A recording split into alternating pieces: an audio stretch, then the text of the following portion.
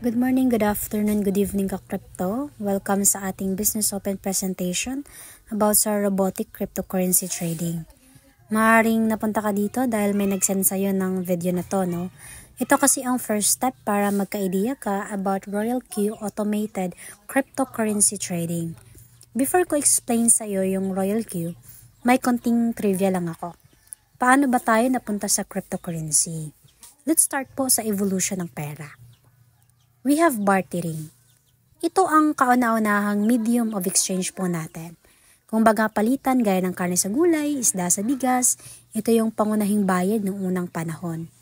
Hanggang sa na-discover po ang gold. Magandang medium of transaction at malaki ang value nito. Yun nga lang, mabigat siya at it takes a lot of time in terms of storing. Kasi need ng malaking vault para makip ang gold. Hindi naman pwedeng, example, mag-travel ka. Tapos, ang bayad mo sa hotel accommodation mo is isang bar ng gold. O kaya, magdala ka ng allowance na ilalagay lang sa bulsa mo. Hindi naman pwedeng ganun. Mabigat siya. Or may chance na, or malaki talaga ang chance na mawala siya. Or manakaw. Kaya po, na-discover ng government ang metal coins. Yan, made din po yan ng gold or silver. Yan nga lang, di rin pwede na, example, yun nga sa travel mo, may dala kang 1,000,000 na pera. Tapos, puro coins. Hindi naman din pwedeng ganon. Mabigat din at baka mawala. So, naisipan din ng government natin na gumawa po ng paper money.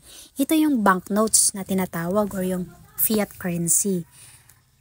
Yung pesong papel like yung 1,000, yung 500 po natin, yung 200.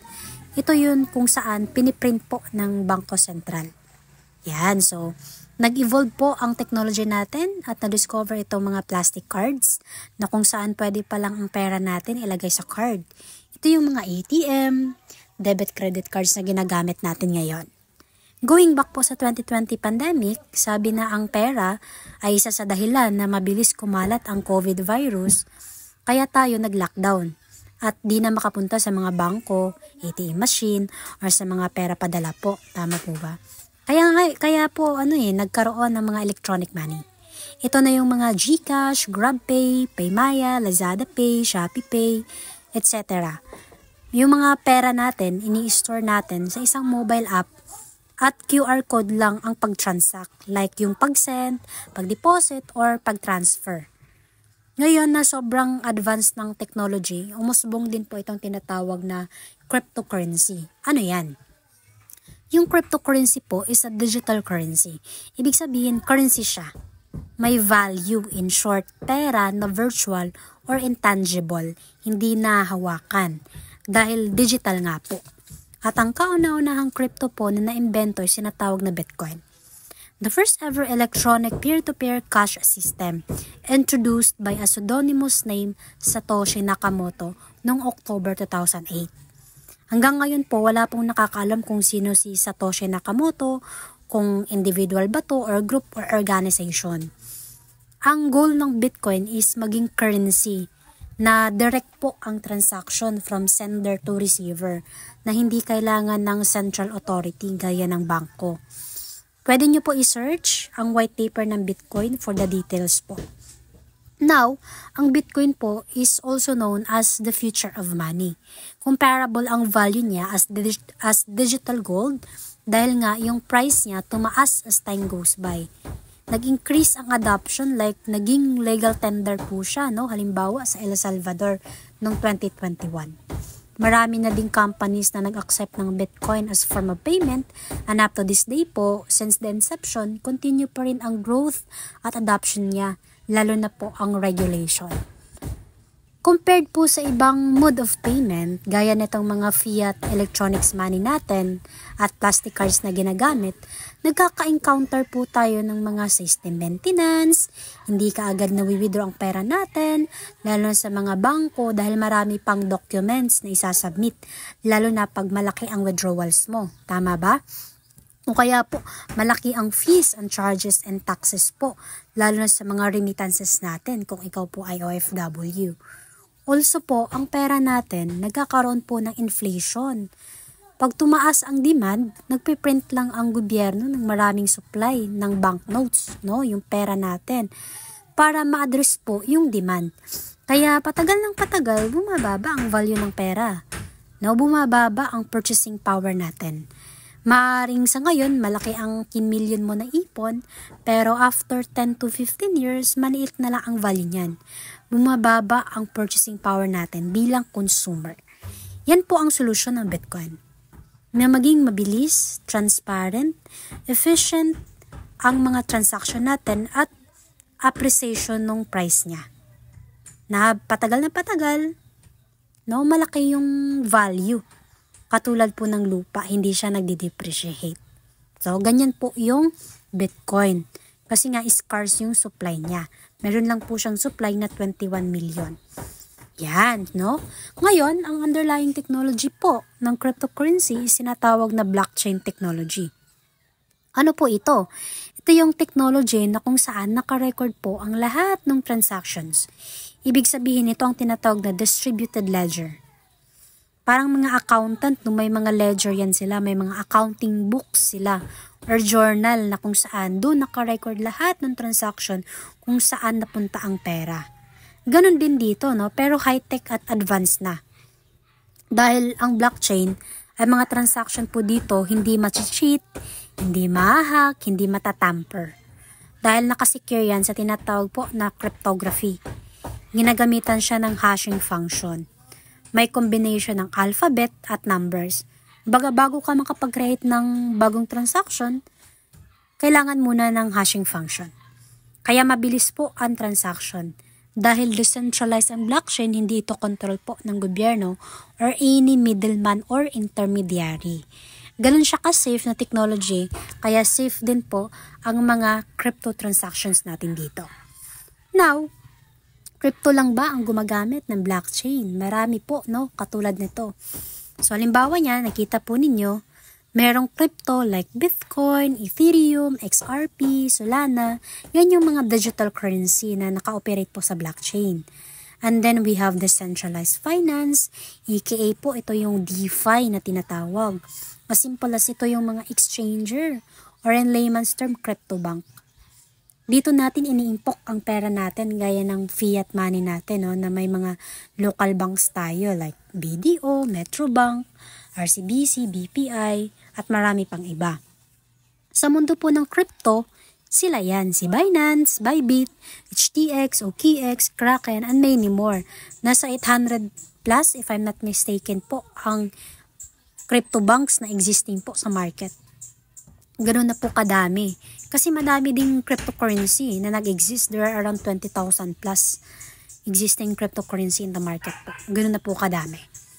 And then meron tayong NFTs or non-fungible token. Ito yung mga digital arts and collectibles. Kung mahilig ka po sa art, pwede kang gumawa at magbenta sa NFT marketplace or pwede ka rin pong bumili or mangoleksyon, no? Pero ang bayad mo dito is cryptocurrency. Halimbawa po, itong Bored Ape Yacht Club na collection. Para mabili mo yan, need mo ng 50 Ethereum. Pag nabili mo yan, malilipat sa iyo ang ownership. At hindi yan madoduplicate or makukopy or magagaya, no? Dahil meron po yung unique na metadata. Cryptographic din in nature. Yan. Also, meron tayong tinatawag po na metaverse na naka-operate din sa blockchain.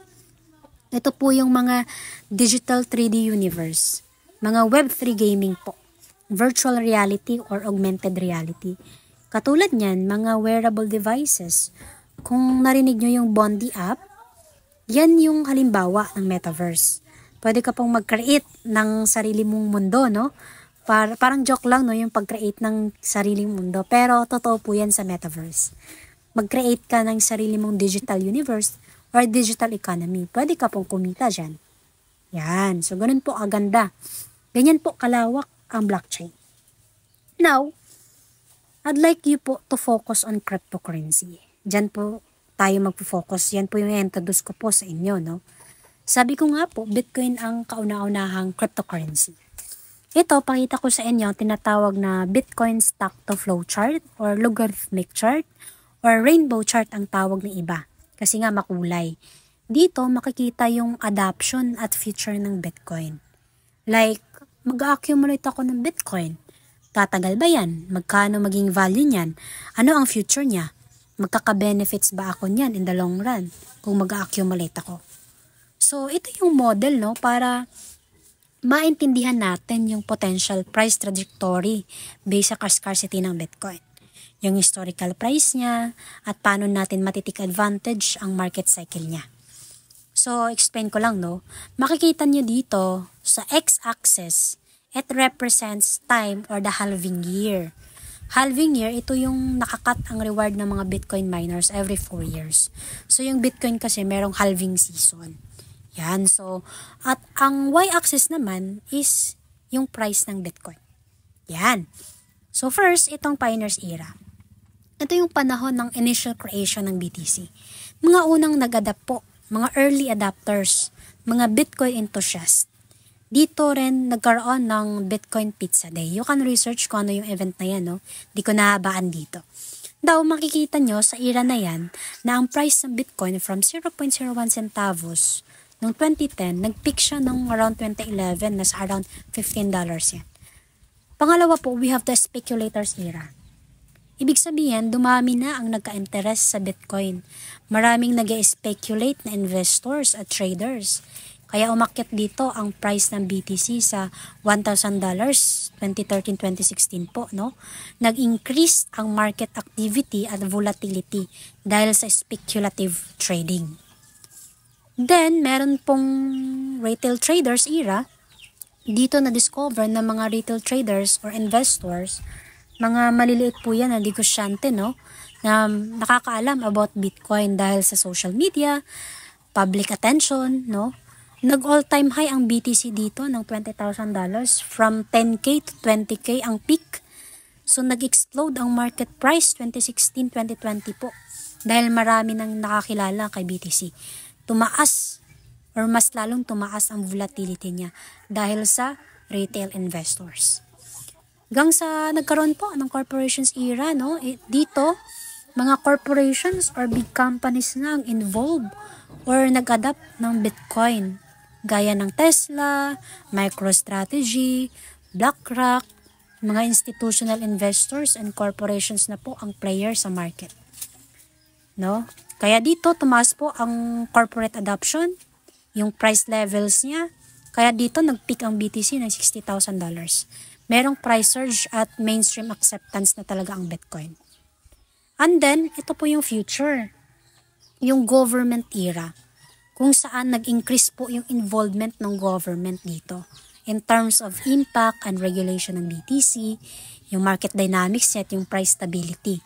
Halimbawa po dito, ang El Salvador. Doon sa bansa na to, sa El Salvador, no, legal tender na po yung BTC sa kanila. Officially accepted ang Bitcoin sa El Salvador. So, hindi mo na pwedeng sabihing scam. Ito, yung nilolook forward po natin.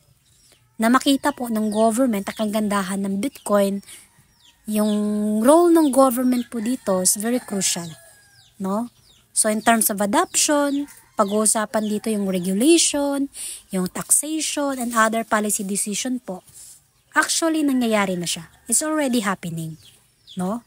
Like dito po sa Pinas, by 2029, may pilot for CBDC ang government natin. So magkakaroon ng sariling cryptocurrency yung Bangko Sentral ng Pilipinas. Above all, nakikita nyo dito, every halving season, may all-time high at all-time low ang BTC. Kumbaga, merong pagbaba at pagangat yung market price. So, every cycle, pwede natin itong matik advantage in terms of trading, no? Na pwede tayong kumita ng malaki. So, that is the future, no? Ano ang gagawin natin para makapaghanda? That is to accumulate more cryptocurrency as soon as possible. Dahil yan na po ang magiging future ng pera. Now, paano yan? Kung wala tayong idea sa pagtitrade ng crypto or pag-accumulate, complete beginner ka or zero knowledge ka sa mga fundamentals or technicals ng trading, pwede ka ba dito? Yes po. Pwedeng-pwede. May mga platforms na or tools na nakakatulong sa atin para mag-accumulate ng cryptocurrency na hindi na tayo nahihirapan. At yan po si Royal Q na magtitrade sa atin ng cryptocurrency 24/7 po na walang hassle. beginner ka man or expert alike, pwede ka po dito. No? Ang pagtitrade kasi, dalawa yan. Pwedeng manual or automated. And there are various ways to accumulate crypto and one of it is yung itong trading nga po. So dito sa community natin, we are trading cryptocurrency. No? Gamit po si Royal Q na automated na lahat. Siya po ang trader na magbibigay sa atin ng profit daily na hindi kailangan aralin yung mga indicators, charts, analysis, no, etc. Dahil si Royal Q na po ang bahala niyan. So, paano yan? Ang pangalan po ng platform trader natin is Royal Q AI Bot. It is a cryptocurrency trading bot. Ibig sabihin, ang tinitrade niya lang is cryptocurrency and nothing else. Ang capabilities niya po is mag-monitor sa trading markets at mag-buy and sell on our behalf. So, maraming market po sa trading at si Royal Q po is only trading po sa spot and the futures market. Na short while, explain ko ang kaibahan ng dalawang market na yan. Now, paano makapag-access si Royal Q sa trading markets? You have to open po or sign up an account sa exchanger or crypto bank. Free lang naman po ang paggawa niyan. Download nyo lang po ang app at magpa-KYC po tayo. Okay? There are about 7 to 8 exchanger na supported po kay Royal Q like Binance, HTX, Bybit, OKX, and 4 other exchanger. Para po makapag-access, meron pong tinatawag na API integration or Application Programming Interface. Ang API po na yan is provided po ng exchanger at ibabind po kay Royal Q for efficient trading at ma-ensure po na safe po ang trading capital natin at tayo lang or ikaw lang ang may full control ng account mo. Gaya ng mga bangko natin, tayo lang naman nakakaalam ng password, ng OTP, or yung PIN code, no? So, ganun din po sa exchanger, ikaw lang ang may access. Kaya, safe at efficient po ang trading mo. Now, na meron ka na exchanger, all you have to do is mag-subscribe ka kay Royal Q na siyang magiging trader mo for as low as $10 per month. That is $120 per year. So, hindi po tayo magsusubscribe kay Royal Q, monthly po ang payment natin, no? Hindi po. Yearly tayo magbabayad sa kanya. So, once na makapag-subscribe ka na, whether automated naman or manual yung trading strategy mo, maglalagay talaga tayo ng trading capital. No? Maglalagay tayo ng trading capital sa ating exchanger. Yan, no? As user or as subscriber, magpo-provide tayo ng trading instructions or tinatawag nating trading parameters. Ito yung instruction na susundin ni Royal Q sa pag-execute niya ng trades. Okay, so if beginner ka po, no problem. Meron tayo dito sa community na proven and tested na po na mga trading parameters to take profit daily. So once na set po yan, let Royal Q takes care of the rest. No, buying and selling on your behalf to maximize po yung profit po natin. Okay, so sabi ko nga po may dalawang markets kay Royal Q, spot and the futures market. Ano nga ba ang kaibahan ng dalawa? So spot market, it is a one-way market. As simple as buy low, sell high lang ang ginagawa ng robot. No asset loss, kaya safe po ang investment mo sa spot dahil direct yung pag-purchase at pag-hold mo ng crypto. Ibig sabihin, yung crypto po na ina-accumulate mo is sa'yo talaga yan. Ikaw yung may-ari, ikaw yung nag-own. Pwede mo yung withdrawin at i-hold po sa ibang exchange or wallet. So, ideal po ang spot market kung prefer mo is low risk or manageable yung risk dahil conservative lang po ang strategy sa spot. So, perfect po siya for beginner or even sa expert po na ang preferred is steady lang yung growth sa portfolio nila. So, suitable po ito for beginners and experts alike. So, spot trading provides po kasi a very balanced environment where you can trade with confidence. Kahit bago ka or expert man, pwede po yung spot market sa'yo. Okay, so, on other hand naman po, itong futures trading, it is a two-way market. Pwede mo ma-take advantage ang dalawa, yung tinatawag na long market at short market. Pwede kang kumita dyan.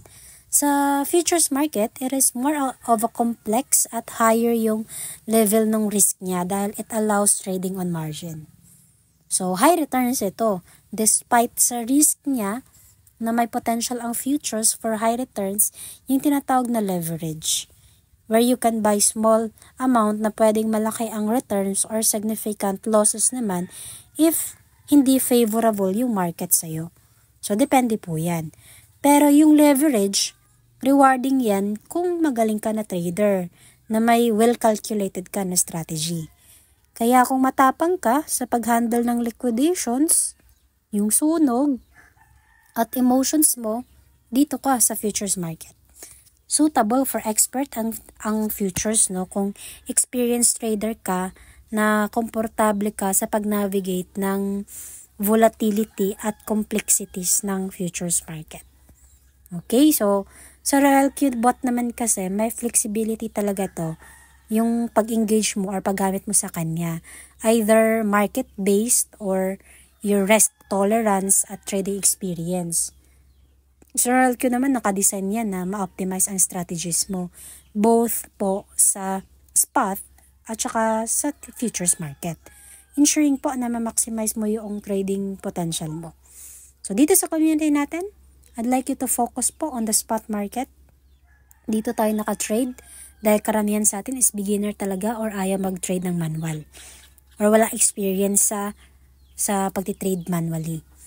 Once na nakapag-subscribe ka na kay RoyalQ, makikita mo sa loob na may dalawang robot, the Martingale and the Greedbot. Design yan to adapt to different market conditions, ensuring that your trading strategy remains effective regardless po sa market movements. So first is Greedbot. Ano yan? Ang Greedbot po is design po yan sa ranging markets or yung galaw ng market na pa-sideways or pa-side trend. Makikita nyo yung first line, yan po yung resistance. At yung sa bottom naman, yan yung support line. Ibig sabihin, matitik advantage mo ang galaw ng market kung dyan lang sa predefined price range naglalaro ang market. It automatically places buy and sell orders, allowing you to take profit from each fluctuation. So, steady lang ang gains dyan. No? Para lang matik advantage yung sideways na galaw ng market. Kung saan, dyan lang naglalaro, dyan lang nagra-rise and fall yung market price ng crypto na ina-accumulate mo. So, meron ditong buying low and selling high. Compared naman po sa Martingale bot, suitable po siya sa downtrending markets. Dyan talaga siya mag-i-excel sa downtrending markets. When the market price drop, bumaba, si Martingale bot strategically doubles down on your investment to lower your average buying price, allowing you to capitalize on potential rebounds. So, ibig sabihin, merong dollar cost averaging. Kumbaga, pag bumili ka ng marami sa mababang presyo o yung pinakamura, nakaposisyon ang Martingale for greater returns when the market corrects itself. So, making it ideal for traders who are confident talaga sa market recovery. Yan. Now, I'd like you po to focus dito sa Martingale bot. Dahil yung community natin, nakatrade po tayo sa spot market using the Martingale bot. Okay? Next po, I will explain with you yung trading instructions, yung parameters. Paano siya? How it works? The primary objective po ng robot is mag-make profit for us. So, yung potential po dito ay 0.5% up to 5% per day depending on volatility. So, yung volatility, ito po yung paggalaw ng market, yung price movement po. And assuming na yung desired profit na gusto mo is 20%. Ang i-execute po ni robot dyan is 1%, pero 20 na beses. 21%. Okay, so volatility is good and let us remember po, market always recovers. So kung may pagbaba, aangat yan. Kung aangat yan, may pagbaba. Alright, and advantage po dito kay RoyalQ yung profiting at the dip siya. Kasi nga we are using the Martingale bot na suitable for the downtrending market. So magdi-DCA po dito si RoyalQ. Now, let me show you yung strategy natin sa cycle. No, ito yung parameters po natin sa community. No, let me show you yung scenario kung paano siya mag-buy and sell using the quantitative martingale cycle strategy. Yan, no? Ito yung first buy-in, FBA, $15.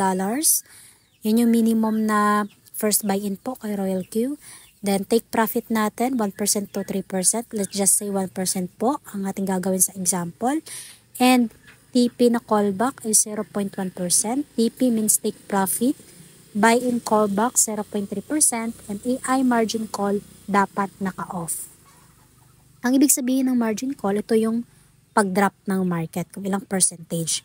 So, pag naka-off yan, ibig sabihin yung sinet up or nilagay mong margin call, kung ilang percentage yan, yan yung susundin niya. Pero pag naka-off, naka-on yan, hindi niya susundin. Gagawa ng sariling percentage si robot based dun sa nakita niya sa market, based dun sa technicals niya. Open yan pag malaki yung capital mo. Advantage yun. Pero kung limited lang yung capital natin, maganda na naka-off yan. Alright?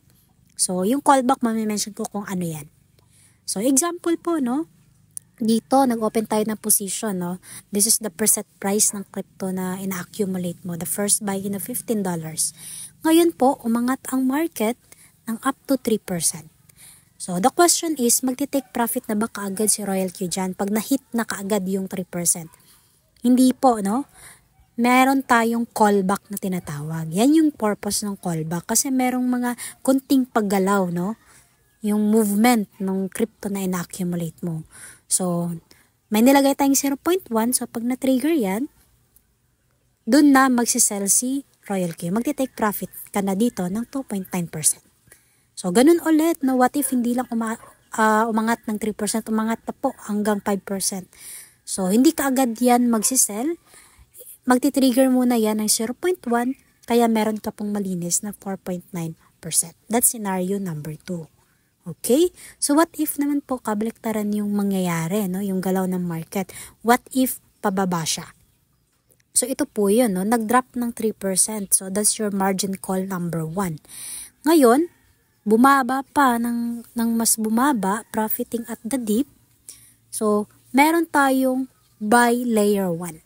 Magbabay na dito. Ito na yung bagong average price mo. No? So, hindi na po aantayin ni Royal Q na mahit pa yung pinakaunang preset price mo. Dahil ito na yung nakita niyang pinakamura, syempre, bibili ka dito. No? Magbabay ka. Buy low, sell high. So, ngayon, ganun lang din yung scenario niya. Pag umangat dito naglalaro yung market, umangat ng 3%, waiting again for callback, 2.9%. That's scenario number 3. And umangat po ng up to 6%, trigger ulit ng callback, meron kang profit na 5.9%. Alright? So, yung buy-in callback mo dito, trigger po yan ng 0.3%. Okay po? So, mas nag-dip pa po yung market, no? Nag-drop ng hindi lang 3%, bumaba up to 4%. Magko-callback ka po dito ng 0.3%, yan, magbabay po siya. Kasi yan na yung nakita niyang mura. Now, you can have the layer 2 na bago mong average price. Alright, so, ganun ulit, umangat ang market up to 3%, dito siya naglalaro. That's your scenario number 5. Magti-take profit ka dyan pag na-trigger yung 0.1 na callback mo. And, scenario number 6, pag umangat ang market ng up to 4%. So, yung callbacks natin, pwede po yan gawing 0.2, 0.3, 0.4, 0.5, depende po sa capital po natin, sa margin call limit po natin. So, dito, yan yung tinatawag natin every buy and sell niya dito na merong bagong average price. That's excellent dollar cost averaging. Okay, ina-average siya, no? And unlimited yung calls and full automated yan. Ibig sabihin, pag na-set up na yung parameters, huwag mo na pong galawin. Okay, kasi nasisira yung strategy natin pag every time palit tayo ng palit ng strategy. So, dito kasi ma-edit yung strategy natin pag hindi tayo comfortable. Mako-customize siya. Ipopost lang natin, tapos edit, and then post. Pero pag laging ganon, naguguluhan yung robot kung ano susundin niyang instruction, no? Mare-refresh siya, minsan nawawala. kakapalit mo ng strategy. Okay, so once na na-set up na natin, hayaan na po natin na mag-trade siya on our behalf. Okay, so that's the sample quantitative martingale cycle period po natin. Okay, so yan po yung karanihan na meron pong strategy po lahat ng mga subscribers natin dito. Yung iba, ina-adjust po nila depende sa kanilang capital. Maaaring parehas tayo ng crypto na trade pero magkaiba tayo ng capital.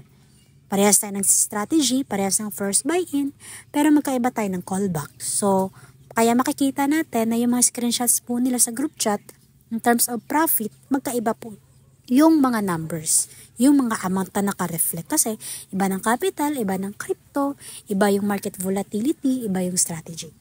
So, yun lang po yung pakatandaan natin. Alright, so dito, ang ginagawa lang, naka-floating loss lang yung account po natin. Pag downtrending yung market at naubusan tayo ng margin call. So, para makarecover, mag-a-add lang po tayo ng margin call. Floating loss is not a real loss po. Maliwanag po ba yon? So, yan po ang ating strategy dito.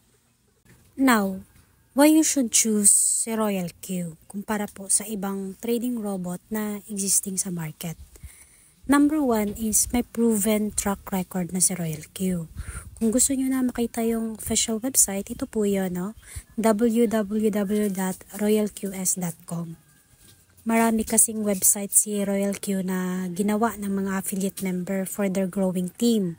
So, yan po ang official website niya kung gusto nyo makita at makagather ng mga information about kay Royal Q. 5 years nang existing sa market at proven na sa bear market. If you remember, ang gamit natin na robot is Martingale, na kung saan suitable siya for the downtrending markets. Kaya safe po ang asset natin at may DCA pa. Pangalawa, ang users niya ay umabot na sa 2 million plus across 200 plus countries. Ibig sabihin, worldwide yan. Check nyo po sa Play Store. Milyon na po ang downloads niyan, pati po sa App Store kung iOS user kayo. Tapos may mga website users pa. So, ganun na po kadami. Lastly, yung total profit na na-generate niya sa trading is 160 million USDT. So, malaking achievement or milestone yan na tanging si Royal Q lamang nakakagawa. So, ganun po siya ka-amazing at effective na robot. Ngayon, paano ba kumita dyan?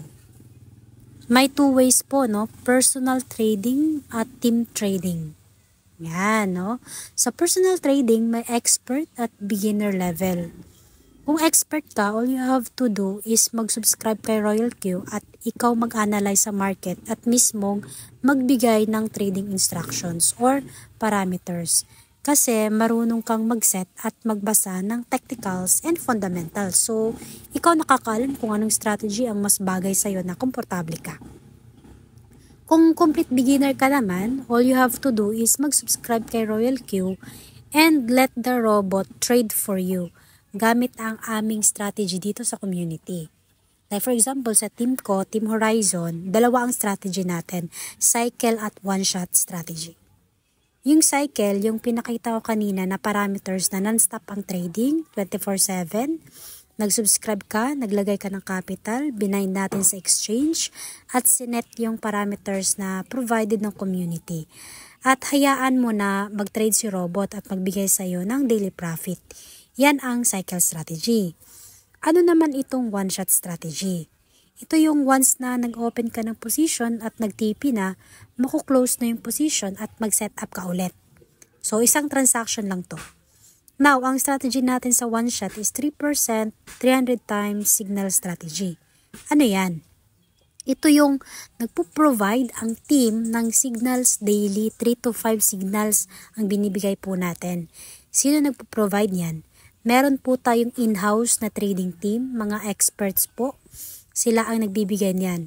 Ang signal, sinisend po sa Telegram exclusive group. Kahit baguhan ka, pwede dito kasi may template ang setup at less than 20 seconds lang ang pag-setup niyan. Tapos, ang profit natin ay kinukompound siya. Ang minimum na capital sa signal natin is 15 USDT po. Halimbawa, itong nasa table, binigyan ka ng signal. Nag-send yung signal team natin ng signal. Yan yung trading number 1 mo. Sinet up mo ngayon ang 15 USDT. Tapos nag-take profit yan ng 3%. Kaya meron kang profit na 15.45. And then, nag-send ulit ng signal ang signal team natin. Sinet up mo ang magiging capital na is 15.45 USDT na po. Tapos, nag-take profit yan ng 3%, kaya meron kang 15.91.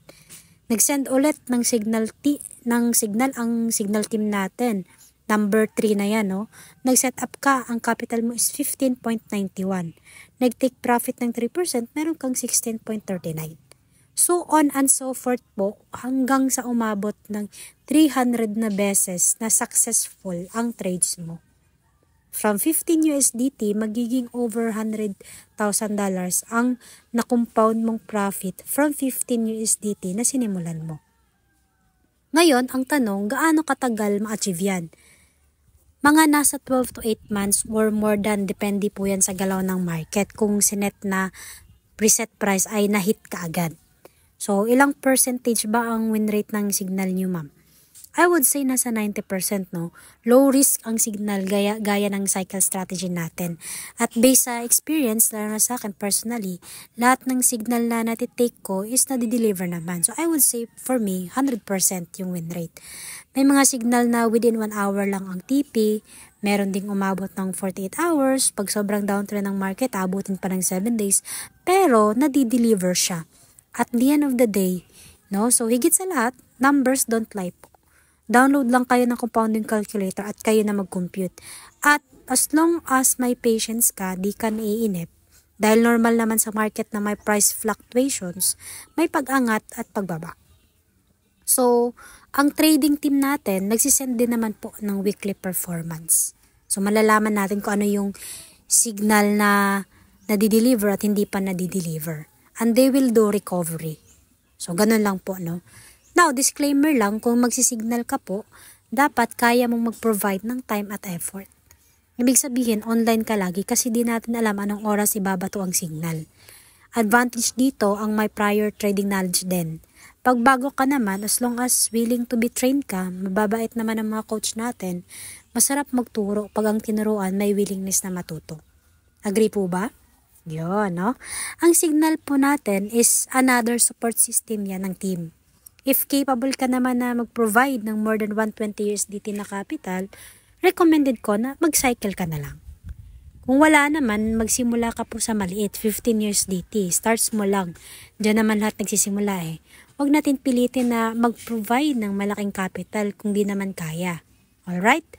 So, pag na-master mo na, gaya ng mga subscribers natin sa community, pinagsasabay nila. Meron silang cycle at one shot. Di naman tayo dito naglilimit kasi karapatan nyo na yan bilang subscriber na ma-maximize yung mga support or resources natin dito sa community. At higit sa lahat, pera nyo yan. Decision nyo yan as long as maingat kayo sa mga strategy na sineset up para sure mag-consult at magpag-guide po tayo.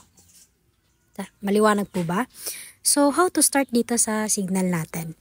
Of course, pa-activate kayo ng Royal Q, mag-subscribe muna, add kayo ng advanced gas fee, din yung capital na 15 USDT at transfer fee lang na $1, total of 146 USDT.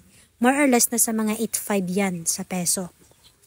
The other ways naman to earn is itong team trading. Ano yan? Dito, pwede ka kumita sa activation, renewal, gas fee, pair rewards, at may global dividend. Pahapiwan ko kayo para maliwanag, no? Itong team trading, ang konsepto is mag-build ka ng team or community mo na lahat nakalink sa'yo. Kumbaga, sarili mong organization. Organization ng mga subscriber na traders or affiliates. So, paano yan? Halimbawa, sa bot activation rewards, ito yung referral program ni Royal Q na pwede kang mag-refer or mag-invite a friend. Merong 6 ranks or levels ang pag-refer from VIP 1 hanggang VIP 6. So, paano maging V1? Once nag-subscribe ka or nagpa-activate ka ng Royal Q account mo, V1 ka na. Ano ang benefits ng V1? Pag nag-refer ka or sinend mo yung Royal Q unique invitation link sa kaibigan mo na gustong magpa-automate ng trading, meron kang rewards na 30 USDT. And then another friend mo na nag-activate din, 30 USDT ka ulit. At may another friend ka na gusto din magpa-automate, another 30 USDT ka. Total of 90 USDT ang rewards mo na direct referral. Ano ang ginawa mo? Nag-share lang ng link at dinala sila sa Zoom at nagustuhan, nagpa-activate. Now, itong tatlong friend mo na naglabas ng trading capital at every time na may take profit, meron kang 20% na porsyento sa gas fee. Maliwanag po. Ngayon, paano ma-promote sa V2 na rank? Remember, may tatlo ka ng direct. Ito yung tatlo mo kaibigan. Yung tatlo na yan, nag-multiply. Di naman natin maiwasan na mag-share, no? Kaibigan ng kaibigan mo, common friends, katrabaho. Hanggang sa umabot na ng 20 ka-subscriber, ang under sa'yo, tatlong direct plus 17 total na indirect, that means V2 ka na. Ano ang benefits ng V2? Ang direct referral mo na is 40 USDT, hindi na 30. Yung kaibigan ng kaibigan mo na nag-activate, meron kang 10 USDT na indirect. Di mo naman kakilala, effort ng kaibigan mo yan, pero since part sila ng team mo, meron kang rewards. Kaya ang total na rewards pag V2 is 50 USDT per day. Depende yan kung per day meron kang subscriber na nagpapa-activate. Unlimited po yan. At lahat po ng V1 mo na naglabas ng trading capital, direct or indirect, pag nag-take profit yan, may porsyento ka na 30% gas fee rewards. Hindi na 20%. Since V2 ka na nga. Yung V3, V4, V5, V6, di ko na ipapaliwanag. Mabilis na lang yan pag naka-onboard na po kayo sa team. Importante, maging V1 ka muna. Paano naman yung rewards sa gas fee? Halimbawa po, 100k yung capital mo, times mo lang sa 20%, meron kang 20,000 USDT. Another example naman is, meron kang 5 robot, equivalent sa 5 subscriber. At ang total na trading capital is approximately 20k. Times 20%, meron kang 4k, assuming yan yung accumulated profit, no? At meron kang 5 bot, hindi meron kang 20,000 gas fee rewards. Yan ang beauty niya, no? As simple as pag marami kang robot, malaki din ang kita. Paramihan ng subscriber. Team trading nga, bumuo ka ng sarili mong team. Maliwanag po. Now, kumita na ba sa trading natin, no? May kumita na ba sa trading natin? Ito po yun, no? Pakita ko sa inyo, mga trading screenshots yan na mga subscribers natin sa community, global and local. Amount is reflected po in USDT. So, ito yung crypto na equivalent sa dollar. Medyo hindi na nga lang ito updated, di ko napalitan, pero yan po ang itsura niya, no? Kung gusto natin makita ang trading results natin daily. Marami tayong subscriber nagsisend ng ganyan daily sa mga group chats po natin. Not to brag, but to inspire. So, makikita nyo, iba-iba ang mga amount. Bakit? Nasa trading tayo kung saan very unpredictable po ang market. Di natin control ang galaw ng market. Ang take profit natin is nakadepende po yan sa trading strategy, sa capital, sa trading pairs na tinitrade yung crypto na ina-accumulate at higit sa lahat sa market volatility. So, wala po ditong fixed income gaya po ng pag may nag-offer sa inyo na fix ang income, yung 5k mo magiging 15k in 3 days, red flag po yon. Walang ganon. So, baka nga pag nag-send ka ng 15k, black ka na eh. Wala na, di mo na mababawi yun. Tandaan po natin na decentralized po ang crypto, di mo kailangan mag-send ng pera sa ibang tao. Dito kay Royal Q, di kayo magsisend ng pera sa mga coach or counselor. Tuturuan lang kayo niyan paano i-navigate ang platform, paano i-set up, i-onboard kayo sa sistema namin at ipapa-attend ng trainings para kahit wala ang coach, alam mo na paano gamayin ang robot. Ganun lang din kami, ganun lang din dito, no? Hindi po kami naghihingi ng pera or kahit na si Royal Q, no? So, pag may mga nag-DM na si coach ganito nanghihingi, no? I-report niyo po, no? Hindi po kami yan. Alright? Sana maliwanag.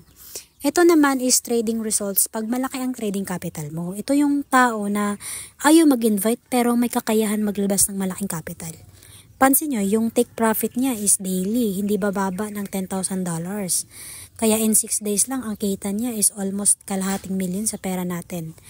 Ang capital niya dito po is nasa 3 million. Possible ito sa trading pag malaki ang capital at favorable ang galaw ng market sa iyo.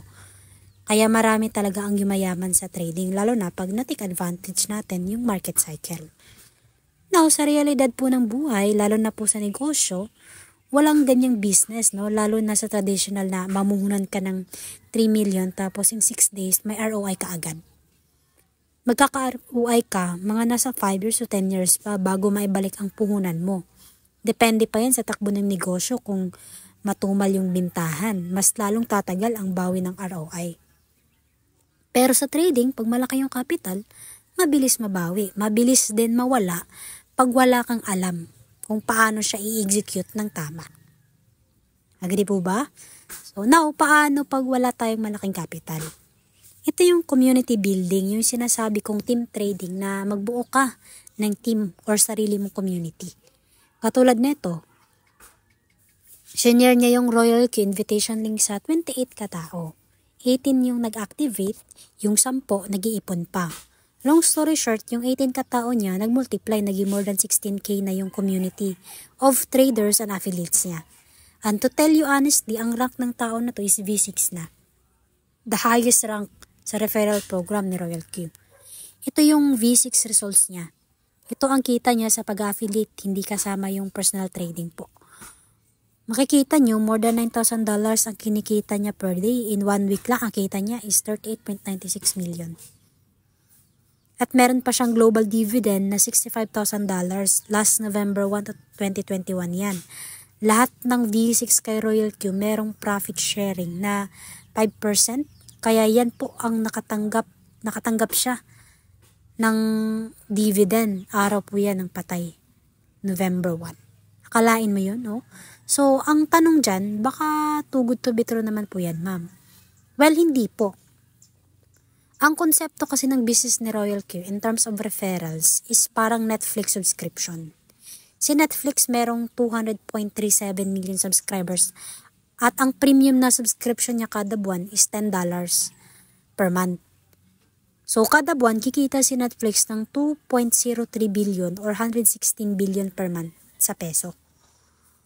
Paramihan po ng subscriber ang labanan. Halimbawa, si Smart Telecommunication, yung SIM card, no? Yung network provider dito sa bansa natin, nasa 60 million ang subscriber niya. Mag-load lang ng piso per day ang tao, idikita na ng 60 million si Smart per day. Ang tanong dyan, piso lang ba ang ninoload natin? Mababa na nga po ang 50 pesos pang data. Tama mo ba? So, ganun ang community building ni Royal Q. Subscription din siya. Maghahanap ka na ng subscriber. The more na maraming subscriber, malaki din yung kita. Unlimited 30 USDT ka kung D1. Kung D2 naman, unlimited $40. More or less, yung 30 USDT nasa 1.6 yan sa peso natin. Ang kaibahan lang sa paggamit natin kay Netflix at Smart, kay Royal Q is wala tayong kita. Consumer tayo ng services nila. Sila ang yumayaman, tayo nagkukonsume lang. Si Royal Q, subscriber ka na, kumikita ka pa. Ganun kaganda yung subscription business niya. Walang shipping cost at tangible products na binibenta. Kasi nga, mobile app lang naman to na ida-download mo lang dyan sa cellphone mo. Lifetime, passive income, worldwide po ang market, borderless kasi nga blockchain. Hindi naapektuhan ng lockdown at minimal lang din yung overhead expense niya. Yung subscription fee lang. Wala ka nang sasahuran na empleyado, so walang salaries and wages. At wala ding rentals kasi hindi ka naman nag-rent ng space dito. So business na siya na kahit saan pwede, anytime, anywhere. Basta may cellphone ka na may internet, pwede. Now, ano ang gagawin? How to join? Take action po. Mag-register kayo sa link na binigay ng counselor or yung nag-introduce sa inyo about Royal Q. Activate po your robot for 120 USDT. Good for 1 year yan. I suggest na magpag-guide tayo sa counselor natin para ma-onboard tayo ng tama. You can start po sa cycle strategy for $261 if you are capable. Pag hindi, you can start po with the signal strategy. Or if walang trading capital at interested ka sa pag-build ng community at ma-reach ang V6 rank, you can start being a V1. Tapos, i-guide ka ng counselor how to begin your community building journey. So, may special trainings tayo at tamang proseso paano gawin. So, we have come to the end of my presentation po. My name is Patty Candoli, V2 here sa community and founder of Team Horizon and Pinas AI Traders Crypto Community. Looking forward na maging isa ka sa VIP na community namin. So, maraming salamat sa panonood. Kung may katanungan po kayo, message nyo lang ang counselor nyo. And ingat po ang bawat isa sa atin. More blessings and to God be all the glory.